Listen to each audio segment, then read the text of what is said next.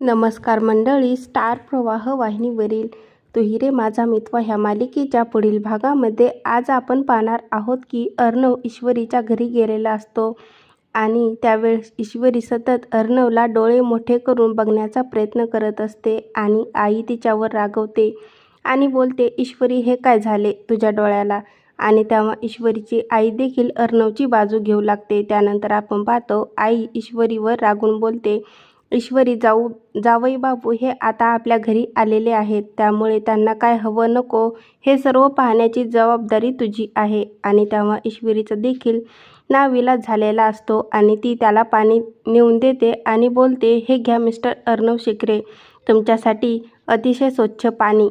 आणि तेव्हा अर्णव हा आनंदित होतो आणि ती त्याला बोलते की अर्णव सर, तुम्ही आणखीन माझे काहीच गुण पाहिले नाहीत. आणि आपण पाहतो अर्णव हा बेडवर झोपलेला असतो. तेव्हा ईश्वरी त्याच्यासमोर नागिन डान्स करते आणि अर्णवच्या समोर भूताचा वेश परिधान करून त्याला घाबरण्याचा प्रयत्न करू लागते. आणि हा सर्व प्रकार पाहून अर्णव देखील गोंधळून गेलेला असतो. आणि तेव्हा अर्णव तिला बोलतो की मिस इंदोर, मी चुकलो, मला माफ करा, मी हरलो. आणि तेव्हा दोघेही एका बेडवर झोपून जातात. तर इकडे आपण पाहतो राजेश हातामध्ये गुंगीचे औषध घेऊन स्वतःशी बोलतो की मला माफ करा, परंतु मला पुन्हा एकदा तुझ्या बहिणीला हे पाजावंच लागेल, जेणेकरून तुमची रात्र खराब होईल.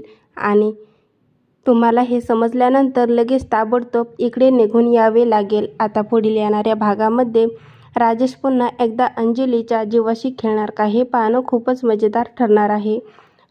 तुही रे माझा मित्र ह्या मालिकेचे नवनवीन अपडेट पाहण्यासाठी माझ्या चॅनलला लाईक करा, शेअर करा आणि सबस्क्राईब करायला विसरू नका.